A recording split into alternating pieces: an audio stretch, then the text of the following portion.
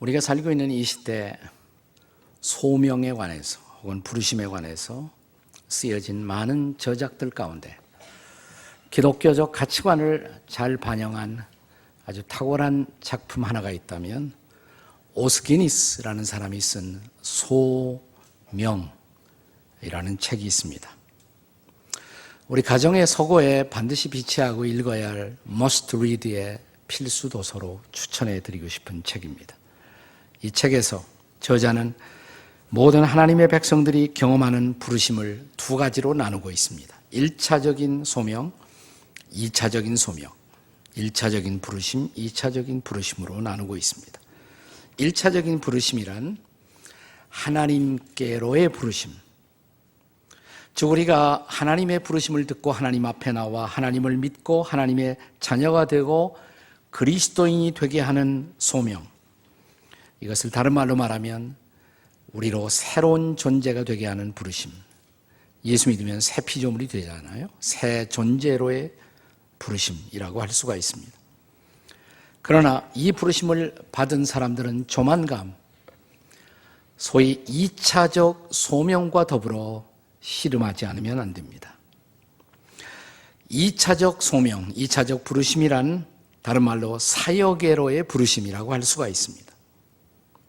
내가 그리스도인이 되었지만 하나님의 백성이 되었지만 그러나 이제부터 내가 그리스도인으로 하나님의 자녀로 어디에서 무슨 일로 하나님을 섬길 것인가 라는 이 과제가 바로 사역의 소명인 것입니다. 오늘 이 주일 예배 자리에 나와 있는 여러분들 대부분은 아마도 1차적 소명을 이미 경험하신 분들입니다. 그러니까 내가 예수를 믿었다면, 하나님의 자녀가 되었다면, 구원을 확신한다면 우리는 모두 1차적 부르심을 받고 그리스도 안에 새로운 피조물이 되고 하나님의 자녀가 된 것입니다. 그러나 여기 있는 상당한 분들은 아직도 내가 그리스도인이긴 하지만 하나님의 백성이긴 하지만 그러나 나머지 내 여생을 두고 어디에서 무슨 일로 하나님을 섬겨야 할 것인가 라는 문제를 붙들고 아직도 씨름하고 기도하고 있는 분들이 상당히 많을 것입니다. 우리가 소명을 감당하고 살아야 한다는 의미가 반드시 교회 내의 어떤 사역을 해야 한다는 것을 의미하는 것은 아닙니다. 오스기니스는 이런 생각을, 소명을 받으면 반드시 교회 안에 들어와서 어떤 일을 해야 한다는 생각을 소명에 대한 가톨릭적 왜곡이라고 부르고 있습니다. 중세기 가톨릭 시대에 소명이라고 그러면 그것은 을에 성직자가 되는 것 혹은 교회에서 직접적으로 주어지는 어떤 과제를 감당하는 것을 뜻했습니다. 따라서 교회와 관련된 영적 사역은 가장 높은 소명이고 세상에서의 모든 일은 낮은 소명이라는 생각이 있었습니다. 이런 생각은 자연스럽게 교회 안에 일은 열심히 하게 만들지만 세상적인 일에 관해서는 아무런 책임을 지지 않을 가능성이 많습니다. 그것이 중세기의 다크 에이지의 어두운 시대의 비극이었다라고 할 수가 있습니다. 자, 그런데 이런 생각을 바꾸는 교정하는 일대 개혁적인 사건이 일어납니다. 그것이 바로 종교개혁이었어요. 종교개혁은 여러 가지로 많은 영향을 끼쳤지만 종교개혁의 가장 커다란 기여 중에 하나는 소위 모든 직업이 바로 하나님의 부르심이다 라는 생각을 사람들의 마음속에 가져다 준 것입니다. 다시 말하면 교회 안에서 일하는 일만 소명이 아니라 내가 세상 한복판 속에서 내게 주어진 모든 일이 바로 거룩한 일일 수가 있다. 모든 직업의 성직성, 이것을 종교개혁자들이 강조했던 것입니다. 자, 그럼에도 불구하고 이래서 종교개혁이 일어났음에도 불구하고 오늘날 심지어 개신교 안에서도 이 소명에 대한 이원론적인 편견, 다시 말하면 교회와 직접 관련된 일들은 거룩하고 높은 소명이지만 그 밖의 일은 낮은 소명 혹은 관심을 갖지 말아야 할 일인 것처럼 가르쳐지고 이해되어지는 소명과는 오늘날 개신교회 안에서도 그대로 존재하고 있다는 것입니다. 따라서 오늘날도 우리가 어떤 사람들이 전임 사역자로서 목사가 되기 위해서 신학교에 간다. 그러면 소명받았다는 말을 합니다. 그러나 직업에 대해서는 소명받았다는 소리를 별로 하지 않거든요. 네. 이것을 가리켜서 바로 개신교 안에서 여전히 존재하는 소명에 대한 가톨릭적 왜곡이다. 이렇게 오스기니스는 지적하고 있습니다. 사실상 종교개혁자들이 주장한 소위 직업관 중에는 직업의 유형 자체가 직업을 거룩하게 하는 것은 아니다. 물론 예외는 있어요. 죄를 범하게 하는 직업도 있을 수가 있습니다. 그거 빼놓고 매춘업 이런 것은 거룩한 직업일 수는 없죠. 그러나 그런 것을 빼놓고 직업의 유형이 직업의 거룩성을 결정하는 것이 아니라 직업에 임하는 동기, 직업을 수행하는 태도나 자세가 직업의 거룩함을 결정한다는 것입니다. 그래서 종교개혁자들은 심지어 물을 깃는 일, 우물에 가서 물을 기르는 것, 그것도 거룩한 일이다. 어떤 사람이 구두를 열심히 고치고 수선합니다. 구두 수선하는 직업, 거룩한 것이다. 하나님이 내게 일을 맡기셨다. 그걸 확신하고 그 일을 하고 있다면 그것은 거룩한 일이다. 심지어 아기의 기저귀를 가는 일, 주님이 내게 이렇게 이 일을 맡기셨다. 확신하고 남편이 아기의 기저귀를 갈고 있다면 그것은 거룩한 소명이라는 것입니다. 나는 여기 있는 남자들 가운데도 이런 거룩한 소명을 감당하는 분들이 일어나기를 주의 이름으로 축원합니다. 남자들이 별로 안 오신 모양이에요. 자, 옆에 있는 남자들에게 그런 소명도 잘 감당하십시다. 한번 해보세요. 시작. 그런 소명도 잘 감당하십시다. 네. 이 직업이라는 말을 영어로는 vocation이라고 말합니다. vocation. 근데 이 단어는 본래 라틴어 vocatio라는 단어에서부터 나오는 것입니다. 근데 vocatio라는 단어의 본래의 뜻이 calling, 소명이라는 뜻이에요. 그러니까 직업이 바로 소명이라는 것이에요. 바로 이 직업의 거룩한 소명관, 이것을 확립하는 일에 종교개혁은 매우 중요한 기여를 했던 것입니다. 그래서 차츰 사람들 가운데는 세상에서 나에게 주어진 일도 거룩한 소명이다. 사명감을 가지고 그 직업에 열심히 종사하는 많은 사람들이 생겨난 것은 다행스러운 일입니다. 그러나 이렇게 계속되면서 또 하나의 극단적 왜곡된 현상이 일어납니다. 뭐냐면 직업에 너무 몰입한 나머지 왜 하나님이 나를 부르셨나? 라는 직업의 동기를 망각하고 직업 행위 자체만 몰두하고 또 직업을 통해서 내게 돌아올 수 있는 이익을 창출하는 일에만 매달려서 나를 직업의 장으로 부르신 하나님을 망각하는 현상이 서서히 일어나기 시작합니다. 이걸 가리켜서 오스기니스는 소명에 대한 개신교적 왜곡이다 라는 단어를 사용합니다. 자, 직업에 대한 가톨릭적 왜곡은 세속적인 일을 우리가 다 포기하고 영적인 것들만을 격상시키는 것, 그것이 가톨릭적 왜곡이었다면 개신교적 왜곡은 뭐냐? 영적인 동기를 잃어버린 채로 세속적인 것을 지나치게 격상시키는 또 하나의 극단적인 오류, 이것이 바로 개신교적 왜곡이다 이렇게 지적을 하는 것입니다. 다시 한번 강조합니다. 거룩한 일이 따로 존재하는 것은 아니에요. 우리가 감당하는 모든 일이 거룩한 일이 될 수가 있습니다. 그러나 중요한 것은 그 일이 거룩한 일이 되기 위해서는 그 거룩한 일을 영적인 동기, 영적인 정신, 그리고 영적인 태도로 감당할 수 있어야 한다는 것입니다. 그때에만 우리가 감당하는 모든 일이 거룩한 일, 거룩한 사역이 될 수가 있다는 것입니다. 그래서 오늘 우리는 과거 구약성경 에스라가 살고 있던 시대에 이제 이스라엘 백성들이 바벨론 포로에서 해방되어 시온의 땅으로 다시 돌아옵니다. 그리고 그들은 무너진 하나님의 단을 수축하고 성전을 건축하는 새로운 일을 시작합니다. 자, 이 일을 시작하는 백성들의 태도 속에서 우리는 하나님의 사역을 감당하는 바른 태도를 발견하고자 하는 것입니다. 자, 하나님의 사역을 감당하는 올바른 태도, 어떻게 해야 할까요? 첫째로, 찬송함으로 감당할 수 있어야 한다는 것입니다. 찬송함으로. 오늘 본문에 보면 성전의 기초가 놓여지는 그 순간 이스라엘 백성들이 제일 먼저 한 일이 뭘까? 하나님을 찬송하는 일이었어요. 자, 그들은 하나님을 찬양함으로 이 거룩한 일을 시작한 것입니다. 본문의 10절 말씀을 함께 같이 읽겠습니다. 같이 읽습니다. 시작.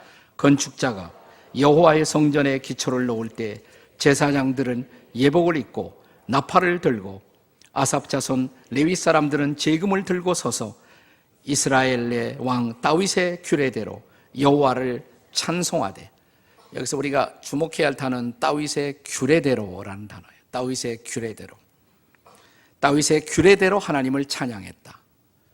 다윗은 무슨 일을 하든지 먼저 하나님을 찬양하고 일을 시작합니다. 그런 다윗이 하나님의 마음에 합한 사람이 된 것은 결코 우연이 아닙니다. 그것이 하나의 다윗 이후의 사람들에게 좋은 모본이 되고 전승이 되고 전통이 되고 규례가 된 것입니다. 그래서 다윗의 규례대로 그 일을 시작하면서 하나님을 먼저 찬양했다는 것입니다. 그렇습니다. 하나님의 일이라면 그것은 당연히 찬양과 경배로 시작됨이 마땅하지 않겠습니까? 이러한 전통과 규례는 신약 시대까지 나중에 계승되는 것입니다. 자, 그래서 우리가 로마서 12장 같은 데 보면 이제 바울 사도가 그리스도인들의 실제적인 삶, 봉사의 삶, 섬김의 삶을 가르치면서, 근데 우리가 정말 하나님을 섬기고 하나님 앞에 우리 자신을 드려 일하기 위해서 제일 먼저 해야 할 일이 뭘까? 로마서 12장 1절이 그 교훈을 가르치고 있죠. 자, 우리가 잘 아는 말씀인데 다 함께 같이 읽겠습니다. 시작. 그러므로 형제들아, 내가 하나님의 모든 자비하심으로 너희를 권하노니 너희의 몸을 하나님이 기뻐하시는 거룩한 산 제물로 드리라. 이는 너희가 드릴 영적 예배이니라. 우리가 하나님께 헌신한다는 것, 하나님의 일을 섬긴다는 것, 그 출발점이 뭐냐? 먼저 우리 자신을 드려야 한다는 것이에요. 그것이 바로 영적 예배라는 것입니다. 자, 하나님을 향한 일체의 섬김, 그것은 바로 하나님을 향한 우리의 헌신, 우리의 예배로 시작됨이 마땅하다는 것입니다. 우리가 사역을 찬양과 경배로 감당한다는 것은 무엇을 뜻합니까? 그것은 우리가 지금 감당하고자 하는 그 일이 그냥 사람이 아니라, 그냥 세속적인 일이 아니라 그것이 하나님의 일이라는 가치를 인정하는 것입니다. 중세기에 성당을 짓는 공사터 옆을 지나가던 사람이 거기서 일하는 인부들에게 물었다고 합니다. 아직 뭘 하는지 잘 몰랐으니까 뭘 하고 계시오? 그랬더니 인부 하나가 대답하기를 뭘 하다니요? 돈 벌고 있수다, 돈. 두 번째 사람이 인부가 이런 대답을 했다고 합니다. 뭘 하느냐고요? 보시다시피 집을 짓고 있습니다. 집을 짓고 있습니다. 세 번째 사람은 이런 대답을 했다고 그래요. 뭘 하느냐고요? 하나님의 집을 짓고 있지요. 똑같은 공사장에서 일하지만 이 세 사람의 시각, 퍼스펙티브, 세 사람의 전망과 생각은 얼마나 다른지요. 그렇습니다. 자, 이것은 우리가 하는 모든 일의 궁극적인 목적을 알고 있는 사람들만이 이 세 번째 사람 같은 대답을 할 수가 있을 것입니다. 그리고 이것은 비단 예배당을 건축하는 일에만 적용되는 레슨은 아니라는 것입니다. 자, 우리들 그리스도인들이 하는 일, 우리에게 맡겨진 일, 그 일이 무슨 일이든 하나님이 나에게 이 일을 맡겨주셨다, 그걸 확신하고 그 일을 시작한다면 그 일은 마땅히 하나님을 찬양함으로 시작해야 할 것입니다. 그런데 내가 어떤 일을 지금 감당하고 있으면서 마음에 하나님을 향한 찬양이 없어요. 하나님을 향한 예배의 마음이 없다 하면 난 그 일 차라리 안 하는 게 낫다고 생각해요. 그 사람에게 먼저 회복되어야 할 것은 찬양하는 마음, 그리고 하나님을 경배하는 마음이 먼저 회복되어야 그 다음에 일은 비로소 의미를 가질 수가 있다는 것입니다. 그렇습니다. 여러분, 우리가 감당하는 그 사역이 정말 하나님이 맡기신 거룩한 사역이 되려면 무엇보다 첫째로 찬양함으로 이 일을 감당하는 여러분과 제가 되시기를 주의 이름으로 축복합니다. 옆에 있는 사람들에게 찬양하며 일하세요. 우리가 하나님의 일을 감당하는 두 번째 중요한 태도는 무엇일까? 둘째는 감사함으로 감당할 수 있어야 합니다. 감사함으로. 에스라 시대 이스라엘 백성들이 성전 건축의 사역을 감당하면서 두 번째로 한 일이 뭘까? 감사의 일이었습니다. 자, 본문 11절 같이 보실까요? 11절 말씀 다 같이 시작. 찬양으로 화답하며 여호와께 감사하여 이르되 주는 지극히 선하심으로 그의 인자하심이 이스라엘에게 영원하시도다 하니 모든 백성이 여호와의 성전 기초가 놓임을 보고 여호와를 찬송하며 큰 소리로 즐거이 부르며. 자, 이 구절에서 핵심되는 단어, 키워드는 감사라는 단어입니다. 감사하며 이르되. 자, 이스라엘 백성들은 성전의 기초를 놓으면서 하나님을 찬양했고 이어서 하나님 앞에 감사의 고백을 드립니다. 뭐라고 감사했어요?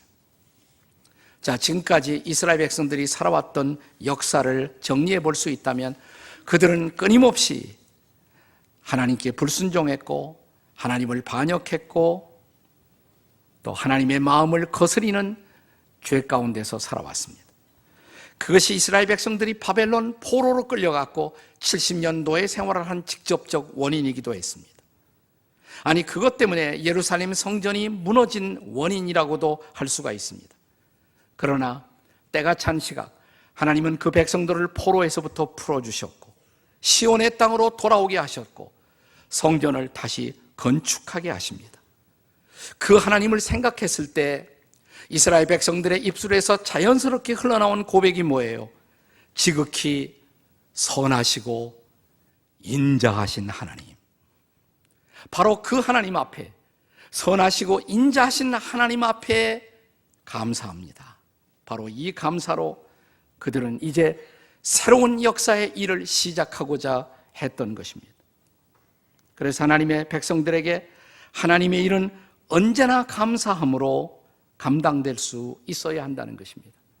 내가 참 부족한데, 우리가 하나님 앞에 늘 연약하기만 한데, 늘 방황하고 늘 죄스럽기만 한데 하나님이 아직도 기회를 주시고 나 같은 사람을 쓰시고자 하시다니 감사해요. 이게 저절로 우러나오는 우리들의 고백일 수밖에 없다는 것입니다. 다시 주시는 은총의 기회, 우리들에게 다시 한번 하나님의 일을 맡기시는 은총의 기회, 감사할 수밖에 없잖아요. 사랑하는 여러분, 오늘은 어버이 주일인데 우리가 가정에서 부모님을 섬길 수 있는 기회 언제나 있는 것이 아니에요. 부모님들 곧 가세요. 할 수 있을 때 할 수 있는 방법으로 감사를 표현하는 일, 지금 해야 할 일인 것입니다. 교회에서 주어지는 봉사의 기회, 언제나 그런 기회가 주어지는 것은 아닙니다. 할 수 있을 때 할 수 있는 방법으로 감사함으로 주님을 섬길 수 있어야 합니다. 저희 교회 사회적인 명망이 있었던 한 분이 암으로 돌아가실 무렵 병상을 방문했을 때 그분과 나누었던 대화를 지금도 잊을 수가 없어요. 그분이 이런 얘기를 하더라고요. 제가 이번에 건강만 회복되면 꼭 교회 나가서 섬기고 싶었는데 그게 어렵게 된 것 같습니다. 참 안타깝습니다. 그분의 말을 들으면서 제 마음이 진실로 안타까웠어요. 그것이 인생이에요. 할 수 있을 때, 할 수 있는 방법으로 지금 하나님을 섬길 수 있다는 것은 얼마나 커다란 특권인지요. 우리 시대의 탁월한 설교가인 존 오트버그라는 사람은 영성의 사람의 특성은 감사의 감각이 발달된 사람이다라는 말을 했습니다. 여러분, 청각, 이 듣는 감각에 문제가 생기면 들리질 않아요. 큰 소리로 하지 않은 한 잘 들리질 않아요. 그런데 영성이 떨어지면 감사의 감각에 문제가 생긴다는 것입니다. 이런 사람은 감사의 능력이 결핍되어 있다는 것입니다. 감사한 마음이 없어요.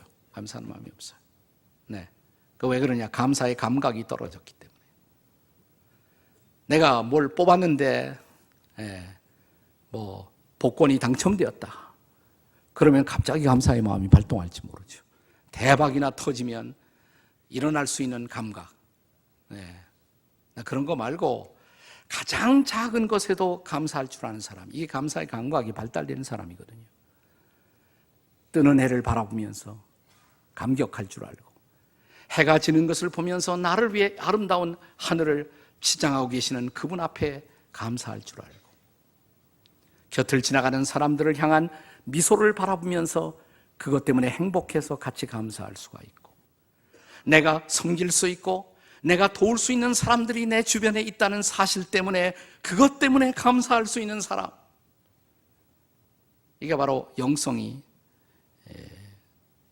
발달된 사람의 특성이라고 그는 말하는 것입니다. 화가 로세티라는 화가는 이런 말을 했습니다. 무신론자에게 최악의 순간이 있다면 그의 마음속에 갑자기 감사할 마음이 생길 때이다. 그런데 그에게 감사할 대상이 없다는 것, 이것이 비극이 아닌가. 체스터턴이라는 영국의 유명한 그리스도인 작가가 있는데 그는 이런 말을 했습니다. 우리 아이들은 성탄절 아침에 일어나 양말에 들어가 있는 사탕을 보고도 감사하는데 두 발을 양말 속에 넣고 살아가면서 감사할 줄 모르다니.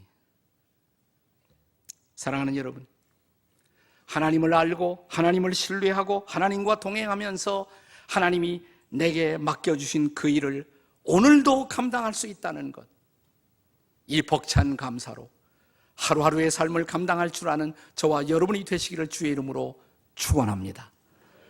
옆에 있는 사람에게 제발 감사하며 사세요. 이렇게 좀 제발 감사하며 사세요. 우리가 하나님의 사역을 감당하는 또 하나의 중요한 태도, 세 번째는 기쁨으로 감당해야 한다는 것입니다. 기쁨으로. 저는 지금까지 언급한 하나님의 일을 감당하는 태도들을 함께 나누고 있습니다. 찬송함으로 그 일을 하라고. 그 다음에 뭐예요? 감사함으로 그 일을 하라고. 세 번째는 기쁨으로 그 일을 하라고. 이 세 가지는 떨어져 있는 것이 아니에요. 연관되어 있어요. 연관되어 있습니다. 찬양하다 보면 감사하게 돼요. 감사하는 사람은 자연스럽게 기뻐할 수가 있는 것입니다. 자, 이제 12절 말씀을 함께 읽겠습니다. 본문의 12절 다 같이 읽겠습니다. 시작. 제사장들과 레위 사람들과 나이 많은 족장들은 첫 성전을 보았으므로 이제 이 성전의 기초가 놓음을 보고 대성통곡하였으므로 여러 사람들은 기쁨으로 크게 함성을 지르니. 성전의 기초가 놓여지는데 나이 많은 사람들은 대성통곡했다. 왜 그랬을까? 성경학자들은 아마도 첫 번째 성전에 비해서 두 번째 성전은 무척 초라했기 때문에 아마 그들이 마음의 슬픔이 있었을지 모른다, 이런 주석을 하는 학자들도 없지 않아 있습니다. 그러나 중요한 것은 이것입니다. 그래도 그 성전을 다시 회복할 수가 있다. 그래서 그들은 통곡 중에서도 기뻐합니다. 기쁨으로 함성을 질렀다고 합니다. 그것은 눈물로 범벅이 된 그런 기쁨이었을지도 모릅니다.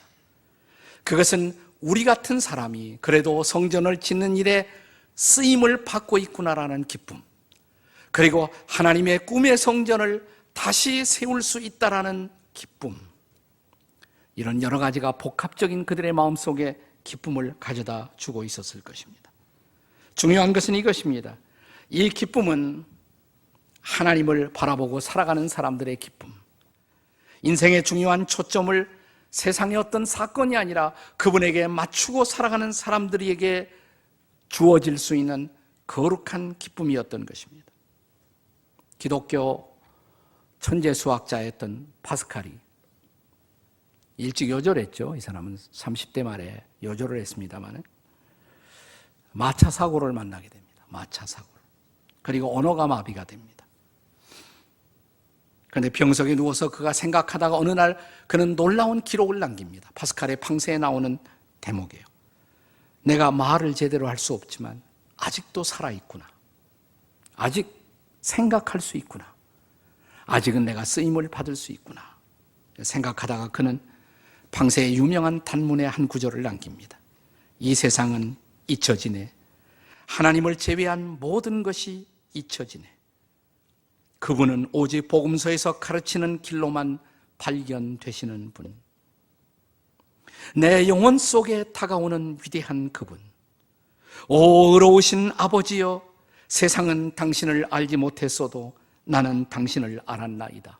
기쁨, 기쁨, 기쁨, 기쁨의 눈물. 그가 교통사고를 당하고 몸이 자유롭지 못한 병석에 누워서도 토해낼 수 있었던 이 거룩한 고백, 기쁨, 기쁨, 기쁨, 기쁨의 눈물. 이것은 자기 인생의 초점을 하나님께 맞추고, 그리고 그 하나님에 의해서 내가 아직도 쓸모있는 존재로 여기에 생존하고 있다는 거룩한 기쁨의 눈물의 고백이었던 것입니다.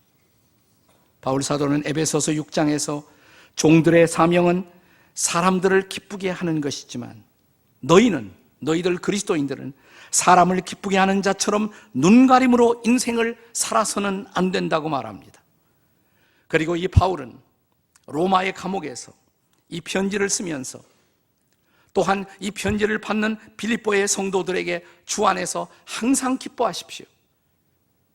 다시 말씀드립니다. 기뻐하십시오.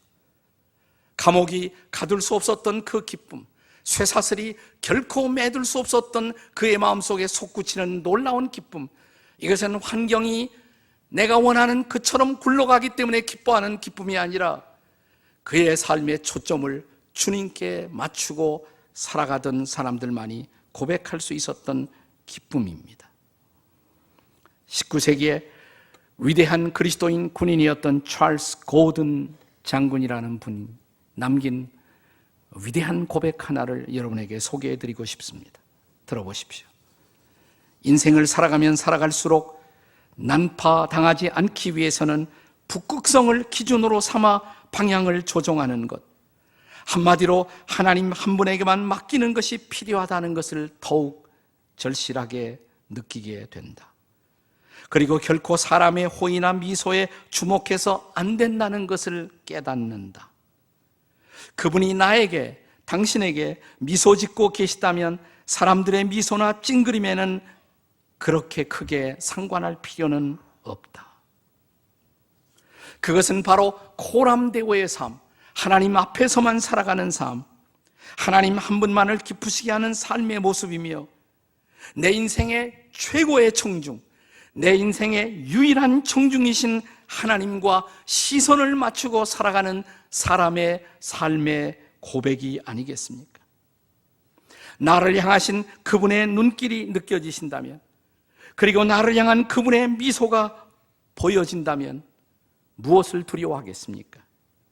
무엇을 걱정하겠습니까? 무엇을 염려하겠습니까? 무엇을 불평하십니까? 저 유명한 성 어거스틴이 그리스도인에 대한 정의를 이렇게 내렸습니다. 어거스틴의 기막힌 정의, 크리스찬이란 누구냐? 어거스틴은 이런 정의를 했어요. 머리에서 발끝까지 할렐루야. 이게 바로 그리스도인이라고. 놀라운 고백이죠. 한번 따라 세우세요. 머리에서 발끝까지 할렐루야. 한번 해보세요. 옆에 사람에게. 시작. 머리에서 발끝까지 할렐루야. 이게 바로 그리스도인이라는 거예요. 우리의 존재가 하나님을 찬양하고 하나님께 감사하고 하나님께 기쁨이 되기 위해서 존재하는 자, 그게 바로 그리스도인이라는 것입니다. 그래서 체코의 위대한 작곡가 드보르작은 새로운 곡을 쓸 때마다 맨 위에다가 하나님과 함께, 그리고 그는 작곡을 시작합니다. 작곡이 끝날 때마다 하나님께 감사할지어다라는 마지막 문구를 항상 써넣었다고 합니다. 세베스찬 바하는 그의 악보의 여백에다가 쉴 새 없이 SDG라는 글자로 악보의 여백을 채웠습니다. SDG 뭘까요? 솔리 데오 글로리아. 오직 하나님께 영광을, 어린 양께 영광을. 그렇습니다. 사랑하는 여러분, 만약 저와 여러분, 우리 모두에게 맡겨진 그 모든 사역을 감당하는 우리의 생각, 우리의 태도가 찬송으로, 감사로, 기쁨으로 채워질 수 있다면 우리의 사역의 마당 얼만큼 달라질까요? 우리의 일상의 걸음 얼만큼 달라질 수 있을까요? 푸르고 아름다운 계절이 다가오고 있습니다. 이제 우리의 인생의 마지막 감당해야 할 우리 앞에 놓여 있는 그 사역들을 향해서 우리가 찬송함으로 일어날 수 있다면, 감사함으로 나아갈 수 있다면, 그리고 기쁨으로 일어설 수 있다면, 이 여름은 또 하나의 풍성한 하나님의 은혜를 경험하는 위대한 축제의 계절이 될 것을 믿습니다. 그 찬송 회복되어야 할 필요가 있지 않습니까? 그 감사 회복되어야 할 필요가 있지 않습니까? 여러분의 마음속에 주님이 주신 생동하는 기쁨, 그 회복이 이루어지는 이날이 되시기를 주의 이름으로 축복합니다.